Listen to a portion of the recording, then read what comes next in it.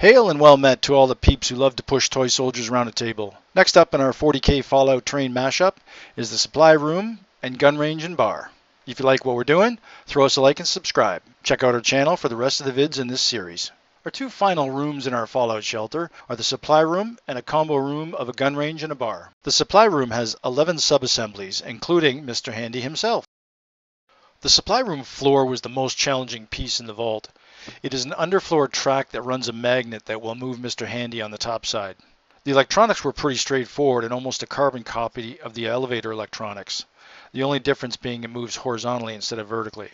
It has two limit switches to control when the traveling magnet shuttle stops. Originally intended to do a circuit of the room, I struggled with getting the magnet shuttle to turn corners. I tried many different variations, but in the end I chose a simple back and forth action. While currently empty, the shelves will hold a myriad of storage containers. These will be added during the painting and detail phase. Each shelf has an underslung colored lights to give us some really neat light patterns. Made of coffee stir sticks and cardstock, they were straightforward to build and only required some finesse to get them installed so they stayed put with their wiring for the lights going through the floor and outer walls of the inner shell. Another challenging part of this room was getting all the track assembly, limit switches, and gearing to fit within the 5mm limit of the foam core floor thickness. To hide the motor assembly and wiring, I added two corner walls and will add some iconography to them during detailing and painting. The center forward shelf hides the speaker for Mr. Handy's voice. This worked out nicely.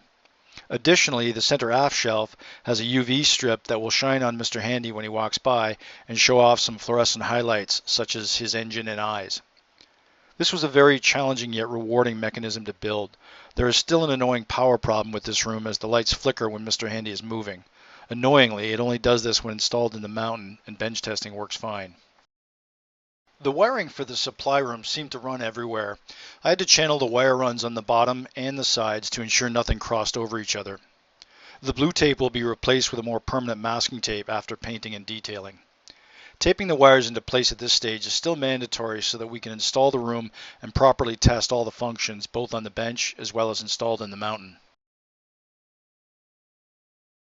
Once hooked up to our 9-volt bench power supply, Mr. Handy does his initial power-up move and all the lights work. Now on to the next room.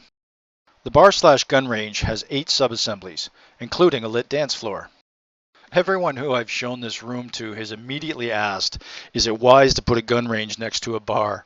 I laugh and say, no, of course not. Such is the comedy we strive for in our builds. The gun range itself was created with some panels from the Zone Mortalis tile sets. These gave me an ability to create an armored illusion in the gun range itself. To avoid building anything that would inhibit gameplay, I decided to put the target tracks in the floor as opposed to overhead rails, like most gun ranges have. This suggests that the targets can move forward and back through that track. I also built the shooter platforms as doors that appear to open and close. The dance floor in the bar was built on a lark, and I really wasn't sure how it would look. In the end, it gives a nice flashy pattern to a room that should be flashy. The floor lighting was made with LED strips, a flasher circuit, and then solidified with UV resin. Once cured, I painted a checkered pattern that creates the light pattern. Fallout veterans will no doubt recognize the jukebox on the dance floor.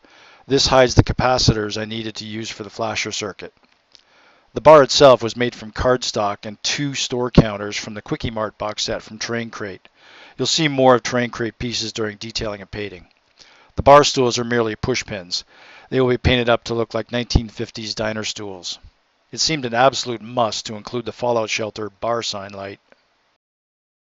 Now that the wiring is all covered up, we can install the inner shell into the outer shell.